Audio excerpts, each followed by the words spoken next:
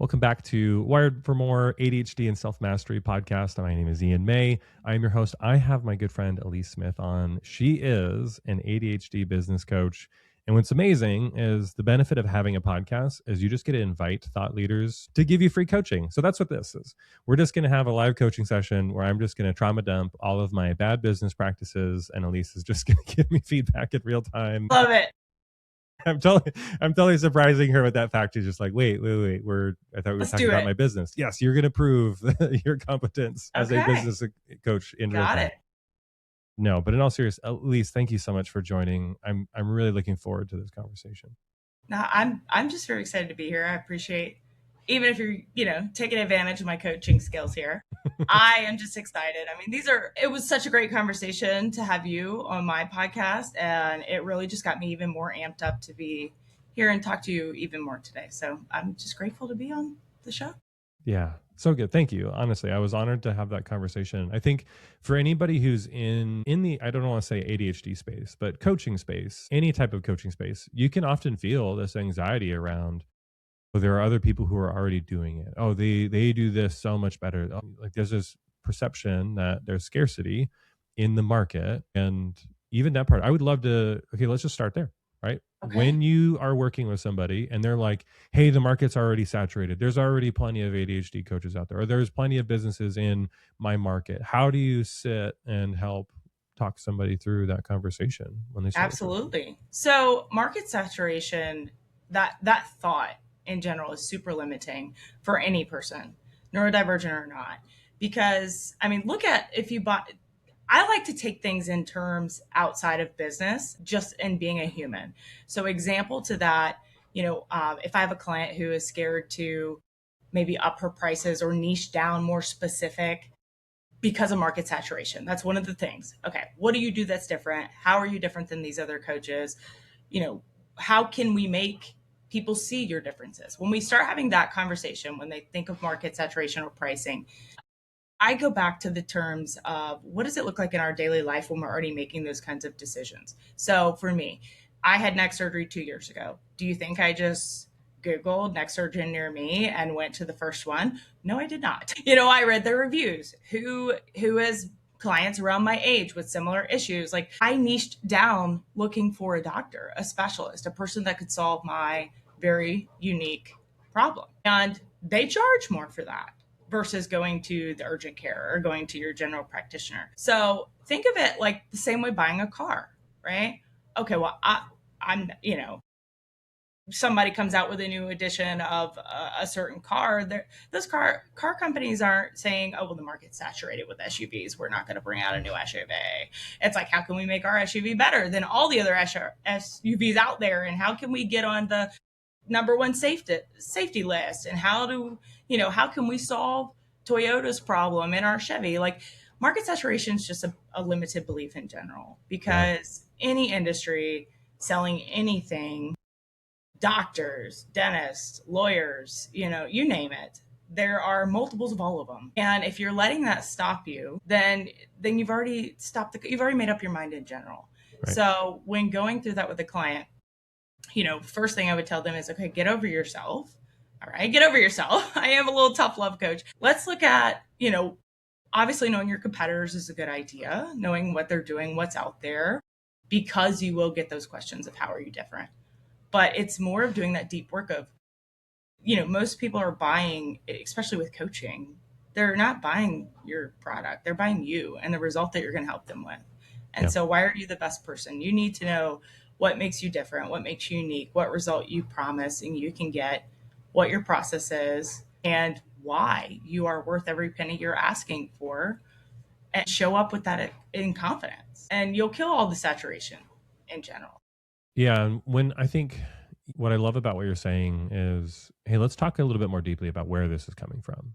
Like, right, exactly. What do you even mean when you say the market is saturated? They have lots of options. Great. Okay. So what I actually hear is there's a proven market for this. Exactly. If there's a proven market for this, then you've already determined, hey, my goal is actually to go get 0.01% of the total market that exists for this particular. Yeah. And especially in the coaches that I've spoken to and worked with, part of it very much so comes down to of, hey, what is your differentiation? Not in terms of what you do better or worse than them, is very clear with who you serve. Exactly. I'm not going to be able to help as many people with any type of coach or any type of business because I haven't operated in a large number of businesses. I'm really good in the tech sales space. So when a tech sales rep comes to me, I'm like, I know exactly what your life looks like. Exactly. And I Yep. know where I'm going to save you 10 to 15 hours per week in the ambiguity of your current work. Like, I'm going to get you these hours back. When I talk to somebody who's in engineering, an engineering student who's getting a master's degree, like, hey, I understand your plight more than most. So part of it of being able to say of this is such a broad niche that like there's actually even little corners that I can go slice off Yeah. to really obsess about. And the same thing exists in business of it's not just I help ADHD business owners, it's you can dig down as far as you want, right? And I'm not going to go market myself to 13-year-old entrepreneurs who are trying to build their first business. I'm not going to go market myself to 60-year-old women trying to create their they're not going to come to me saying, "Oh, Ian, you're my guy." Yeah.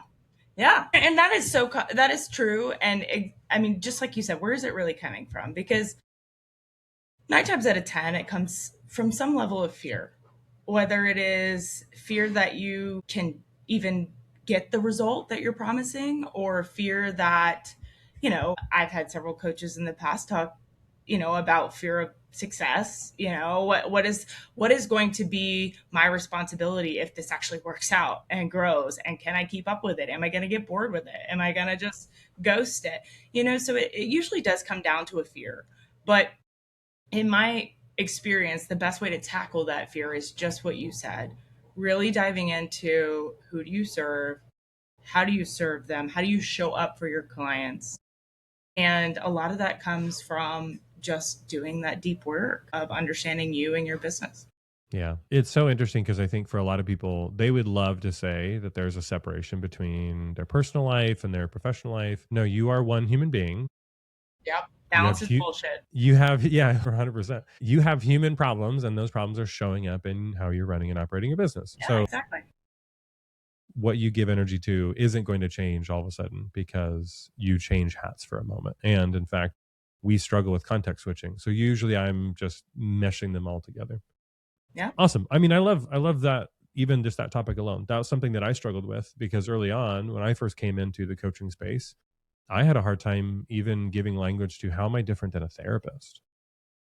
And so what's beautiful is that how I started learning how to differentiate myself from therapy was go send more people to therapy. Yeah. I love Like, that. more like being able to diagnose some particular moments of like some part of this might feel like therapy, but it's only because we need to diagnose like these particular moments in which you're losing energy for these tasks. Yes. But Exactly. it's the context that a therapist isn't going to have. A therapist isn't going to have context for Exactly. these particular scenarios and help you grow your business, helping you increase your profitability in these margins. It's not going to help you with knowing how to put together a lead list portfolio for these particular personas and pattern matching all that. Like a good majority of the work, it sounds like you and I do well with our clients is Yeah. whiteboarding and ideating and riffing together. And we're likely to come up with more creative solutions with Yeah. psychological Exactly. safety with working with an Exactly. awesome person. And a big piece of coaching is paying for someone's experience. I mean, that's what they're paying for. They're paying for the experience and the direction that will save them years, save them time, money, because time is money. And also having, like you said, someone that sees their vision with them rather than maybe crushes it, because that is something with balance. Balance is BS, in my opinion.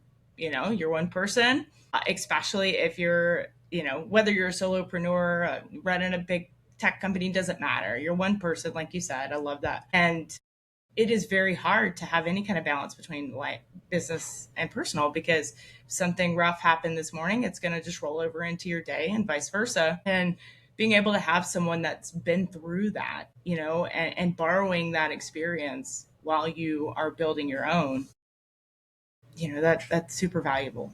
Yeah. So some of the things I think that's even coming up for me right now as a business operator, right? And okay, you talked about coaching of or in the early days of even becoming a coach or starting a coaching business, the real goal is prove that you can even deliver on an outcome. Yeah. Yeah.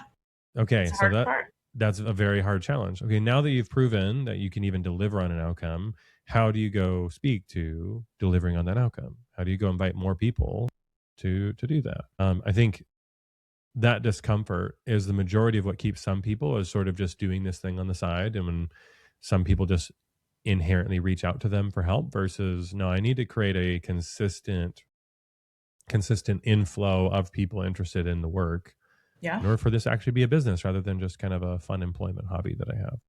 Yeah. Yeah. I agree. And that is hard for people to, especially when, like, when I first got in the coaching space, and I'm sure you've seen this before too. You have your proof, right? You have whether it's your own results you've created, and you're like, okay, that I can help other people achieve this same thing. And then you'll have a lot of different type of people that will come to you. Everybody's got different things going on in their life, that different personalities, different priorities. They might think they want this, so they sign up, and then they really don't want this. They don't show up for the call, or they don't actually do the work. And then I know in that beginning phase when I would have a client that would do that, they just wouldn't show up or wouldn't put the work in. I took that personally, and I took that as in, it was like a hit on my own confidence. Like, am I good enough? Am I worthy enough to do this? Can I really help other people do this? And I'd have 5 other clients that were just sailing the ship and doing amazing, but that one person. And so I think part of that fear and just bringing my own confidence down, I had to, I don't want to say divorce the result, but you know, that's honestly what I had to do in a certain aspect. If a client chooses that this is not a priority for them right now, of course I'm going to do everything I can to help them work through that, but I can only meet them halfway. Right. Yeah. I'm not going to knock on their door every day and help them get dressed and be like, all right, let's show up. And, if it might not be a priority for them right now, and that's okay. You don't offer sponge baths as a service as part of your I coaching? do not. I Okay. really don't. I would tell you that it is a surprising X factor in the small print, but for me personally, it requires a lot of eye contact. If I'm giving you a sponge bath, eye contact is a necessity. But I think to that point of, okay, one, I'm not my client savior. I can't go build this business Yes. for them. Yes. That would be a different service in its entirety. Right. Right. That's not what I'm doing. But also, it's so tough because we live in a society that only celebrates outcomes. Yes. We've even said, I'm going to help you go deliver on this outcome, but always a caveat. How are you showing up? Can you be even honest with yourself about how you're showing up? Is your nervous system shutting down when you notice you're not quite showing up the way that you promised yourself that you would? What I love hearing from you is even being able to have the self-awareness of, I still go through this rumination and spiraling, even if 80% of my clients are doing everything I say, they're crushing it, they're getting great results, they're celebrating me infinitely on the internet and doing all the things. And yet I still have that 20% that I am losing hours of the day to emotionally. I talk about this a lot with my clients as well. And it's a pattern that I've noticed in my own life. And I know when I've brought it up to others, they've said the same thing. And not just in my life, I've also noticed it in my son's life. Right before I was about to hit another level, whether it be a goal, revenue goal, a personal goal, a first for me. I'm a chronic achiever, accolade achiever. That's just been wired in me from day one. But like the month before I got my TEDx, I was down in the dumps, like just feeling like I'm ready to burn it down. I'm ready to burn it down and I'm just gonna go find a job. I could work for Amazon remote, like whatever. I was just spiraling because it felt like everything was harder than it had to be. And it was the silliest stuff. Tech problems, like all of a sudden software didn't want to work. All of a sudden this link was broken. All of a sudden, all these little minute things that don't really matter much. I mean, long as my invoices are working, like the business is running, right? But it was this simple stuff. And I was so frustrated. I remember having this conversation with my husband because it was around Memorial Day. And I'm like, dude, I just don't know, and he's trying to motivate me. And I'm like, I don't need your motivation. I just need you to listen, and anywho, pull myself out of it. I took a weekend. I usually unplug on the weekend. I have 3 kids and they deserve my attention. But I took a weekend and actually sat with my goals and really just dove into, everything I had already accomplished in my business, where I really want to go, and just remotivated myself, picked my momentum back up. And the next week I got an email from TEDx, which was a huge thing on my vision board. And it was like, I'm going to reach a lot of people with this message. And I'm an impact over income driven person. And so for me, it was like, okay, this is a sign. But I've noticed this even in my son. My middle child is on the autism spectrum. And obviously during all of the therapies he goes to, there's always these goals. And every time he was about to master a goal, they would come to me and say, we're seeing regression in this area. Has anything changed? Is he still sleeping good? And I'm like, no, he's about to leap. Like he's about to light year. Once I noticed that pattern, and he's 10 now, and it's always that way. Right before he masters something, he has a little bit of a regression, whether it be his own spiraling of like, can I do this? I don't want to do this, fighting it, And so that's something I work through with my clients all the time, is that still happens. That spiral and that rumination still happens. It's just having the right people in your corner and having the right people in your circle to either pull you out of it or to sit with your goals. If you're self-motivated, self-driven, to pull yourself out of it. Yeah. Well, I love that perspective on, as soon as you're about to reach a new level, there is part of you that's afraid of that success, because then it means, okay, I'm going to have to go challenge myself all over again. And likely that means, oh, there's an opportunity. I'm going to feel like an idiot again. I'm going to feel incompetent. And I don't want any more signals to potentially trigger that feeling. Exactly. So I'd rather just pretend like I'm still struggling on this one thing, this one thing that's not really the bigger picture, the bigger momentum shift. But I think one thing that, for me, a lot of the work that I do is all nervous system regulation, almost all of it, right? Yeah. Like I focus on that. Even there's some things that you said of, I do shut off on weekends and give my kids my attention. Well, are your kids always super Zen, Buddhist, relaxed all the time? God, no. Surprised they're not busting the glass down because I locked the door now, like what the heck? Yeah, how dare you, Mom, not give us our full attention. You can barely go to the bathroom with silence, let alone try to be on a guest on a podcast. Exactly. I mean, yeah. But even that fact, there's a lot of people I know who feel shame over the fact of, I need separation from my kids too sometimes. And even that part of like, hey, I'm not going to feel ashamed of taking a weekend. I know it actually is going to help me show up with more impact over the longest time horizon if I just champion this for myself. And wow, look what happens. I land the biggest opportunity for me to get my message out there. TEDx is not a small stage to be on. It's a phenomenal accomplishment. And I would tell you, like, that's something that I absolutely am inspired by, and is something that I would love to achieve at some point, of being on that size of stage.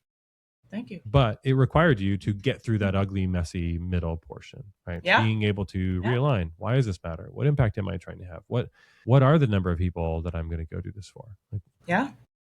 And now, removing the ambiguity from that, what's required of me in this exact moment to take like one step towards that thing? And it's crazy just to think of how that even came to be as well, because before I even applied, there was a spiral and a ruminating. And, I actually was guesting on a podcast, and I was having a conversation with the person, and he has done several TEDx's. And I made the comment of just like, it's on my vision board. It's been there a while. And, I don't know, I had this in my brain, like once I hit this level, then I could apply. Then I would be good enough to finally apply. And when we stopped recording, he was like, I want you to go to apply, like now. You're ready? You've been ready? You've got a message to share? I'm like, okay. And so I applied for 3 talks that, like a week later, I guess. It took me about a week to come up with what I wanted to talk with. What is the concept, And with TEDx, it's not inspirational. It needs to be innovative and things like that a lot of times. And anywho, I applied for 3 in that week. And then I just sat there. I'm like, nah, it ain't going to work out. It's so crazy how we doubt ourselves so much. Even there's so much proof around us. We often just have that, especially if we're not regulated. If we don't understand how we operate, and we don't understand how to regulate our nervous system. You Yeah. just get into this shaky anxiety state all the time, worrying about nothing, Mm. and yeah, I nailed one. I did not get the other two, and that's okay. I'm not going to say I didn't spiral when I was denied the other two. Like I was going to get all three. Like who knew? But that's the chronic overachiever in me, and I'm like, "Argh." But I was super grateful to be given the opportunity to do one, and it was a huge accomplishment. And yeah, it's just one of those things, learning how to, yeah. One of the things that I think I've been leaning into recently, and this is even within my own business, of hey, what's required of me to fill out this launch? Okay, I've got a launch coming up. What's required of me? I want to fill out this many seats. In order to fill out this many seats, I need to have this number of conversations. I need to be turned down by this number of people in order for me to fill this. So the cost of me filling this particular program is for me to have this many people turn me down. If your friend told you, hey, you're going to get turned down by 10 TEDx pitches that you make in order to get one, it's like, are you paying yourself 9 out of those 10 times? Yeah. Right. And like your job is to go get paid in getting no's. Your job is to go pay yourself every time you hear somebody slam the door in your face. Knowing now that you've done it and experienced it, like, hey, where are you trying to go get your face? Yeah. What doors are slamming in your face right now in the current state of your current business? Like what challenges are you currently going through? I am really having conversations around, speaking opportunities. And that is something that I love. I really enjoy delivering to a room. And if you'd asked me 3 years ago, 4 years ago, when we all were like super virtual, I would have been like, don't make me leave this house. I'm not peopling unless I absolutely have to. And don't get me wrong, I love being at my house. Okay, I am all about hanging out and just being casual as can be at home. But there is something that really just, not only it like re-motivates me, but it also re-inspires me every time that I'm able to be in a room and deliver something someone needed to hear today to take that next step or take that leap. And to have those conversations after, of people coming up and being like, you stepped on my toes, but I needed you to, or you really gave me that.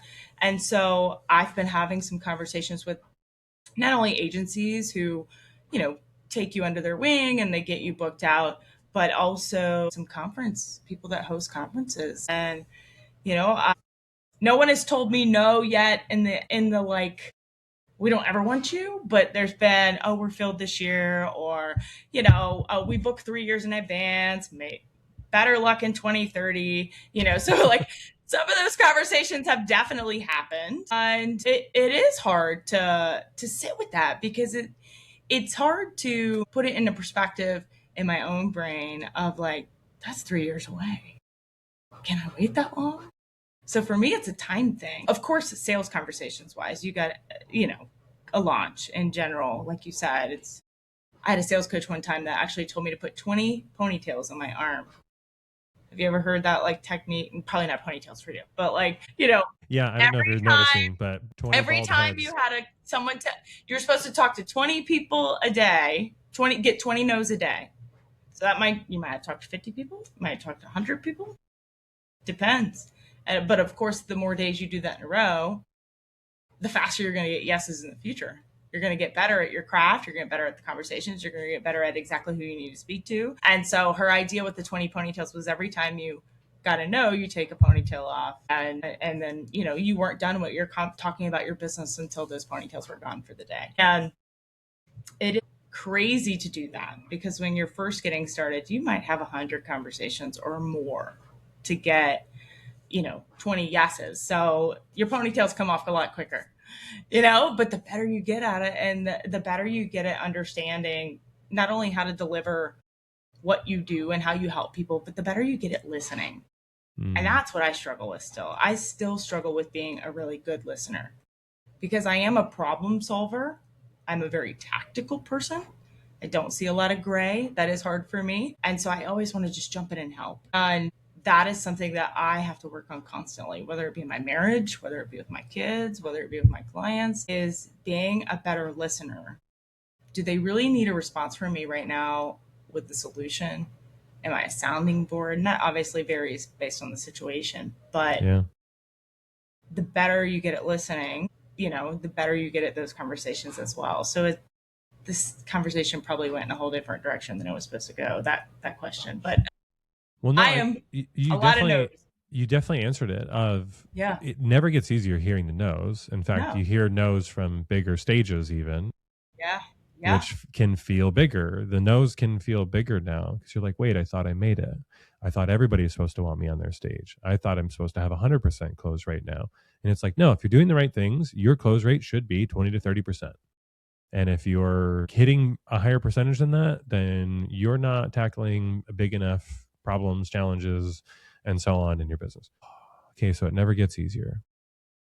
Yeah. Yeah. So why start? And that's right. Some people don't for that exact reason because you're like, no, I'm not willing to do that. But to your point of, hey, as a business coach, I might hold your hand through the first 20. Hey, actually, we're going to do it together. And if you need to cry through it, I'll cry with you like that. It's okay that it's hard. And I think that's the part where we don't acknowledge what hard looks like and what it feels like.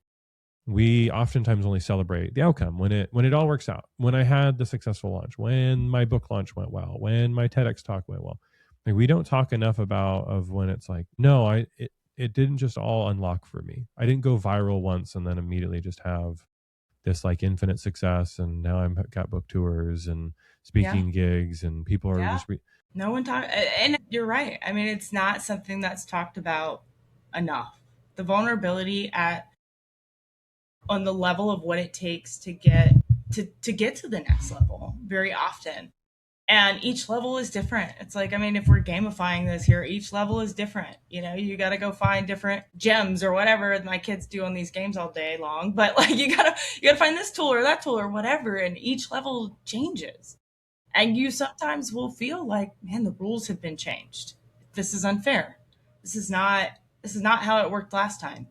And you'll feel under attack. And that is your nervous system in a way of just fighting back, fighting that next level. And your goals will change. My goals have definitely changed drastically since I started my business in the beginning. And with that, the rules change. And, that is where it is. You have to enjoy the process and the journey while you're going through it. Yeah. Because if you don't, then you're probably doing the wrong thing anyway. You're probably in the wrong area, or you aren't, stopping to appreciate the small wins. You shouldn't hate your business, because I've been in a place where I resented my business and it was booming financially, but I resented it. I did not want to plug in. I did not want to run the day to day. And I had a team of people helping me, and I'm like, just don't feel like anything's working right, and so you go through those ebbs and flows, but you have to enjoy the process. Yeah. While it's happening. Well, even that language of what you're just saying of don't build a business that you hate. Yeah. And I actually had somebody reaching out to me trying to get, they're trying to give me advice, right? They're just like, hey man, I think you're trading hours for your time and you need to create a productivity app. And it's like, I don't want to go be a software CEO. Yeah. That's actually it's not a business I want to go create. I don't want to go lead a team building software. I left software. And what's funny is that I got really good at doing the software consulting stuff. And you know what I did with my free time? I sat in with other entrepreneurs or other leaders and so on who were going through burnout. Yeah. I did it for free. Yeah. For years until I realized like people were like, hey, you should do this professionally, because when I sit across from you, I feel like I'm more capable of navigating the challenges that are in front of me. Yeah. I love that. But to your point, one thing that you said earlier, I want to circle back on it just for a moment. Getting off stage, there's going to be a moment when somebody's going to say, that was for me today. And every time I tell myself, it's too much. I don't want to hear any more no's. I'm tired. I'm exhausted. I sit and I reflect on, this message is going to have an impact on these people. I'm not going to try to quantify it, but one person at least is going to come up and say, that was for me today. And how well you visualize that, how well you rehearse hearing yourself say that, how well you hear them, even though it's vague, increases the likelihood that you do the dang thing, that you make the 20 calls, that you submit more proposals than you thought were necessary. I'm curious of when you go back and look at the proposals that you submitted and the one that was chosen versus the ones that were sort of passed on, can you look back and be like, you know what? I get it. Like, this is why this one worked. Like, did you spend time in that, or did you just kind of go like, moving on? I'm just gonna take this for what it is, or do you feel like you kind of iterated? I try to notice those patterns. I mean, if I can definitively say this is why this one was chosen, heck yeah, I'm going to duplicate that. That's just it. A lot of times, when I do go back and I try to either reflect on the no or find out exactly, 9 times out of 10 it was the wrong person. It wasn't honestly anything to do with me or what exactly I was presenting. It just wasn't the right person. And that has been everything from having conversations around my coaching programs to speaking opportunities to consulting with companies around their neurodivergent teams, and coming in and doing some training around that. Like, it just isn't, they're not ready for my message either yet, or they're not the right client. Yeah. It's one or the other. And so that doesn't mean I need to go change me or my business. I need to get better at finding the right person. And what rooms do I need to be in so they find me? I mean, just, I really have felt like most of the time that's what it has boiled down to is, Yeah. and sometimes I'm just not the right fit. I have spent well over 6 figures in my business on coaches for myself. And I have had some that I have paid a lot of money to. And 2 months in, I'm like, yeah, we're not jiving. Like, we're not jiving. I wasted a lot of money, but I learned something. So there we go. Was it really wasted? Probably not. Maybe I'm going to look for somebody that's more a better fit for me. I know what outcome I want. I need to find someone that's a better fit for me. Yeah. And then there was some where I'm like, man, you didn't charge me enough. Like, this was good. And I always try to find, especially when I'm investing in myself, like, if I get one golden nugget out of something that can help me go up a level or even just a couple steps to that level, then, and if it saved me time, saved me money, I'm happy. Yeah. I feel like it was a win for me. And even the ones that didn't work out that way, I guess it was a win too, because it saves me from spending that money again, making that same mistake again. Right. It sounds like you have a lot of gratitude for all of those lessons, but there still is some amount of, that was an expensive lesson. I got one that was a $36,000 lesson. So, Perfect. and it really just comes down to, at that point in time when I spent that amount of money, I don't want to say my priorities weren't in the right place. It was more aligned of what I thought it would take me to get to where I wanted to be. I thought, okay, I'm making more money. I need to get more comfortable with spending more money. Mm-hmm. And that means I need to hire a more expensive coach. And that was not it. I don't know why I thought that. It's just, it might have been I was insecure about understanding how people operate when they make more money. I'd never made that amount of money in my life. So I was newer to the game, and yeah, but I sat back and was like, that's a big tax write off. Okay, we're gonna go with that. Like, what? How else do you justify it? To myself, to make myself feel comfortable. Yeah. But I also, as a coach, took lessons from that of what I don't want to advertise my services as. I don't want to repeat in my business. So, Yeah. very expensive mistake, but there was lessons in it. And I do always try to look for the lesson in any of the negativity, because I am somewhat, my mom has always said I'm somewhat wired negatively, and that's not it. I see the gaps, I see the holes. I love solving puzzles. I love solving mysteries. Like, that is just my brain. That's where I thrive. What problem is going to happen with this? Whereas a lot of people are more optimistic, like, how good could this be?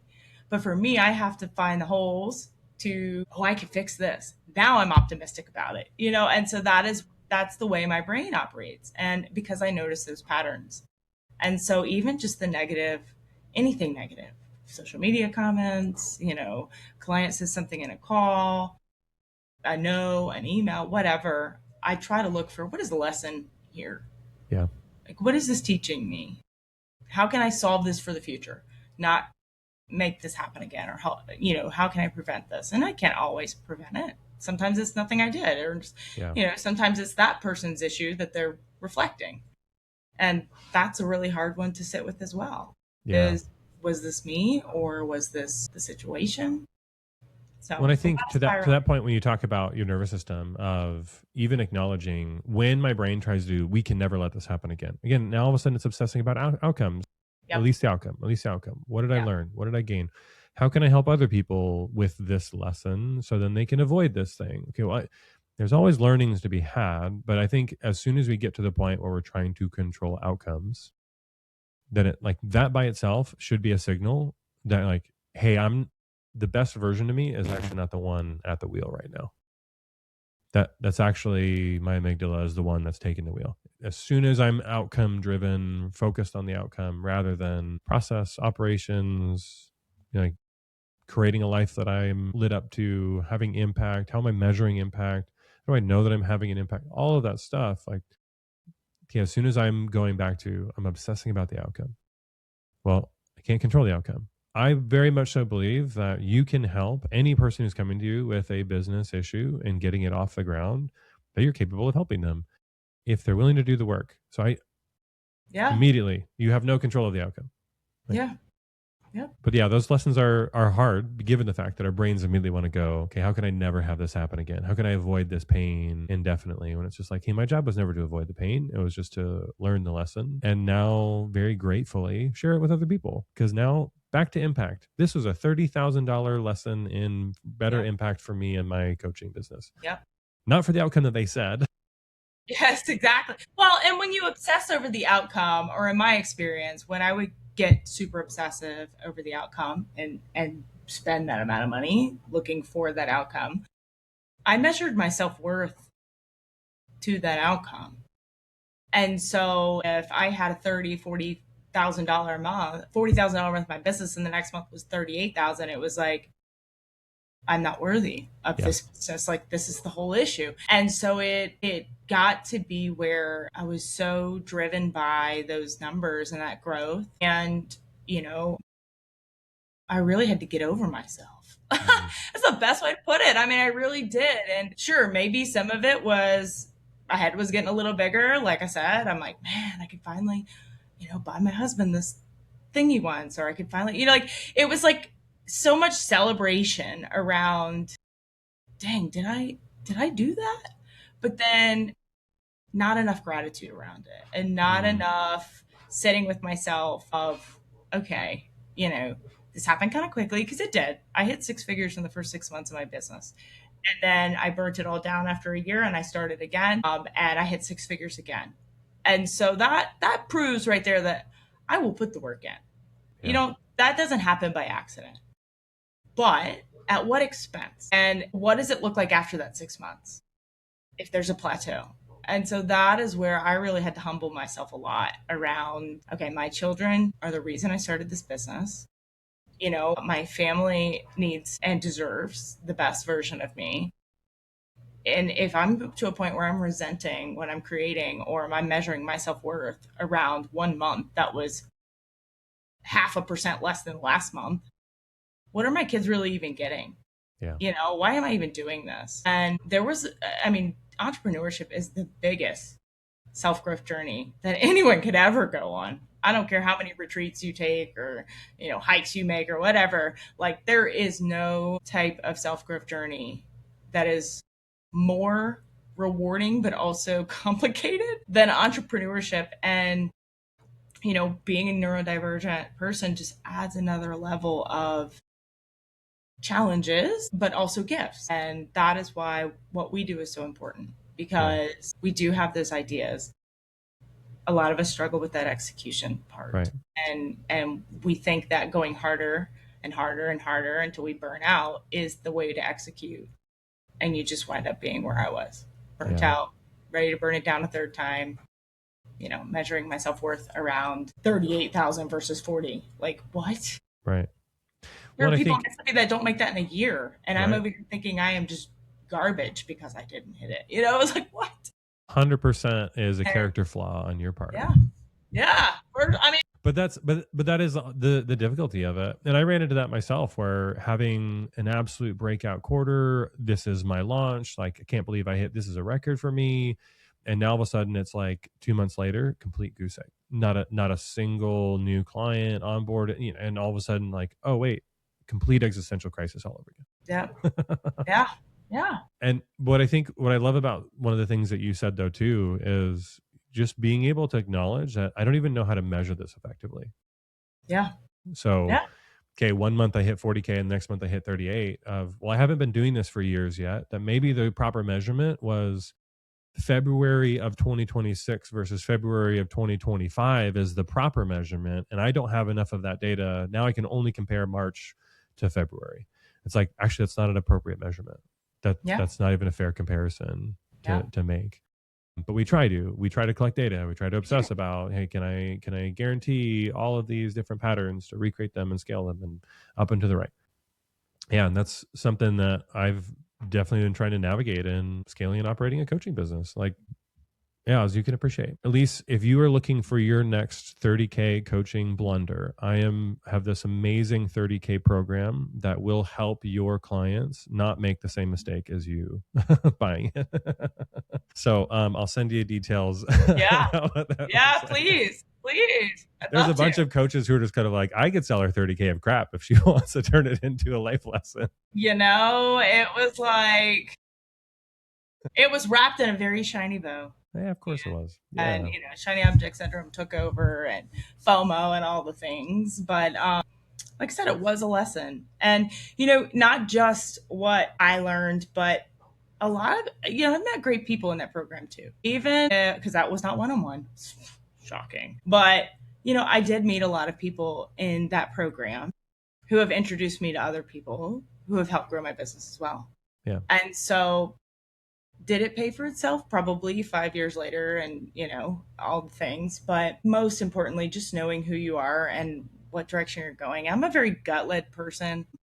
I rationalize, you know, with logic. I like numbers. I think I'm a detective. I think I probably do better work than the FBI these days. But like, I love solving the problems. But ultimately, most of my decisions are made.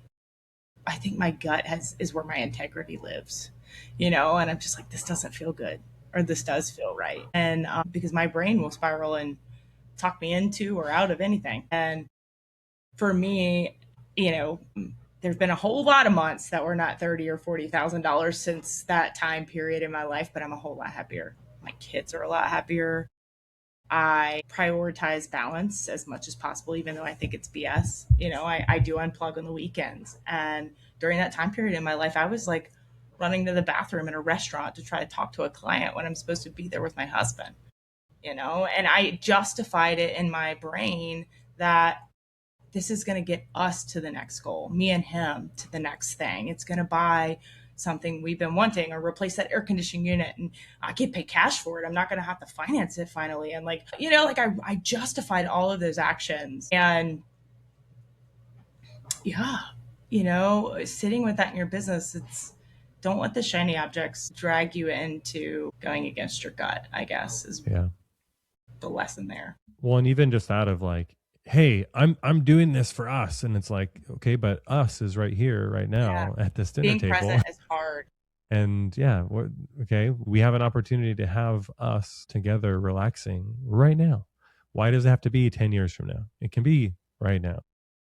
But that, I think it's interesting because you've developed a good amount of skills for you to go build it yourself or build your own thing, but then being able to scale it for impact. And there is some amount of sacrifice that people around us are going to make. Yeah. But even, are they motivated by that impact too? And something my wife and I have the same conversation of my daughter was in the hospital, and I'm at the hospital. I'm like, I got to figure out how I'm going to pay for these expenses. And there was part of me that was just like, I can't believe I can't be present right now. And my wife's like, no, you need to make sure that you're taking care of us. Like this is important. And so being able to do some of both of like, hey, here's Here are the moments in which I'm going to be fully present, fully locked in. And here's where I'm actually just going to go away. I'm not going to try to have one foot in both. Right. Exactly. And for my wife, she cares more about that, of like, hey, when you're here, be fully here. When you are in work mode, go be in work mode, which is why I have this office that's separated from everything else, that I put on my headphones and I do this. There is no knocking on the door. You've got a second. My wife is very conscientious of, he's up there now so that he can be present for these other moments later. Yeah. And I continue to have that mirror held up to my face of, are you really doing that? How well are you doing that? Are you obsessively unbalanced, connected, and present with us right now? Yeah. Okay. All right. Thank you. Appreciate that. Yes, you're right. I have been distracted. Give me 2 minutes and then I'll be able to offload this thought, this idea. And it's not, hey, I need to finish this thought. It's, I'm going to go set this aside and I need 3 to 5 minutes to breathe, unhook, release this thing, and then I'll give you my full attention.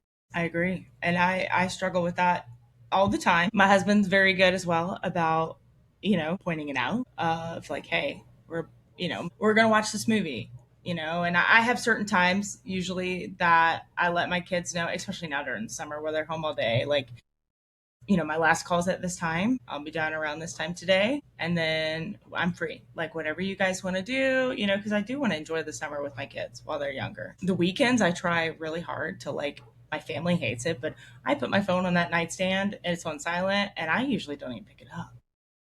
And so my grandma's calling. I call her back on Monday and I'm like, sorry, the phone was on silent. Like, if it's an emergency, please call 911.